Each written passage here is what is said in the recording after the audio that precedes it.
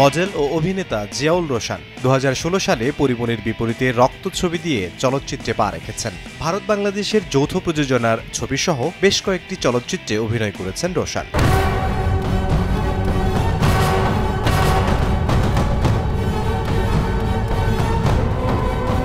নতুন মুভি রিভেঞ্জে বুবলির সঙ্গে জুটি বেঁধেছেন তিনি। চেঞ্জ করেছেন নিজেকে, দেখা যাবে নতুন লুকে, যা ইতোমধ্যেই নেট দুনিয়ায় সাড়া ফেলেছে।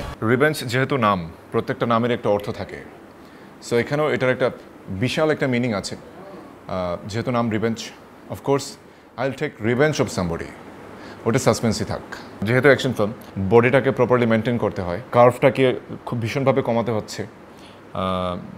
যেহেতু অ্যাজ অ্যাকশন ছবিতে আসলে একটা রুলস একটাই থাকে যে ফ্যাটটাকে বার্ন করতে হবে, ফ্যাটটাকে কমাতে হবে, আর মাসলটাকে বিল্ড করতে হবে, যেটা মাস্কুলার লাগে, কারণ অ্যাকশন ছবিতে ইউজুয়ালি এটাই বেশি লাগে।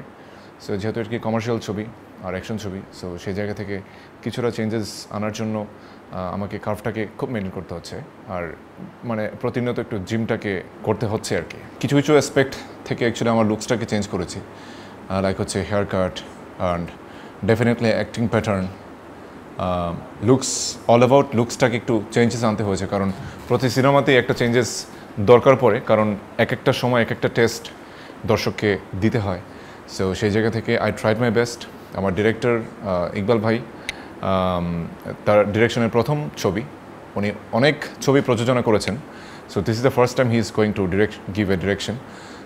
তার প্রথম ডিরেকশনে তিনি আমার উপর আস্থা রেখেছেন, তার আত্মবিশ্বাস দেখেছি, তার মেধা আমি দেখতে পাচ্ছি, যিনি তার প্রতিটা স্টেপে আমি নতুনত্বের ছোঁয়া পাচ্ছি, যেটা আসলে একজন অ্যাক্টর হিসেবে আমি সবসময় চাই যে ভার্সেটাইল ক্যারেক্টার প্লে করতে।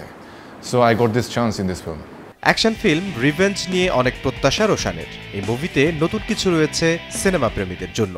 গল্পের ভিন্নতা আর হচ্ছে প্রেজেন্টেশনের মানে একটু ভিন্নতা, নতুনত্ব জিনিসটা আসলে সবসময় মানুষ চায়। নতুনত্বের জন্য যেমন আমার লুকসের যেমন নতুনত্ব এনেছে, গল্পেও একটা নতুনত্ব আনতে হচ্ছে। সো গল্প তো আর এখন বলতে পারছি না আমি। সো ভালো কিছু তো ডেফিনেটলি অবশ্যই পাবেন, তো আমরা এত পরিশ্রম কেন করছি? ভালো কিছু দেওয়ার জন্যই তো করছি। সো ছবি যখন আসবে, যেমন ফার্স্ট লুক পোস্টারে একটা নতুনত্ব মানুষ পেয়েছে, যখন টিজার আসবে বা ট্রেলার আসবে, তখন সবাই আজ করতে পারবে যে what is actually coming from revenge. পছন্দের তালিকায় এগিয়েছিল বেপরোয়া, এখন বেপরোয়ার পর আরেকটি অ্যাকশন ধাঁচের ছবি হতে যাচ্ছে এই ছবিটি। আর অ্যাকশনের মধ্যেও তো একটা পার্থক্য থাকে, এটা একটু ব্যতিক্রম, দু ধরনের গল্প। সো সেই জায়গা থেকে আমি আমার বেস্টটাকে ঢেলে দিচ্ছি, এবং প্রত্যাশাটা ডেফিনেটলি অনেক বেশি।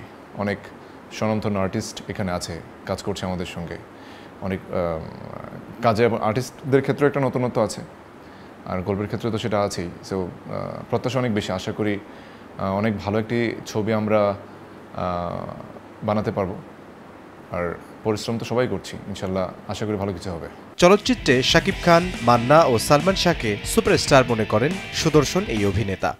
Superstar in my eyes, Shakib ভাই is only superstar right now. And আমার চোখে, if I think from beginning to last, Shakib ভাইয়ের আগে মান্না ভাই আমার খুব ফেভারিট ছিল, আর ডেফিনেটলি সালমান ভাই, মানে he is my icon. Actually আমি সবসময় যেটা বলি, from his style and acting and everything is always my icon. কাজ দেখে দর্শকদের সমালোচনা করার আহ্বান জানান রোশান।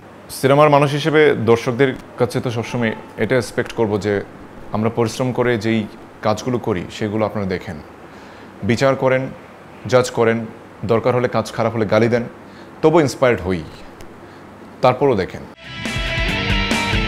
ইমদাদুল হক, সময় সংবাদ।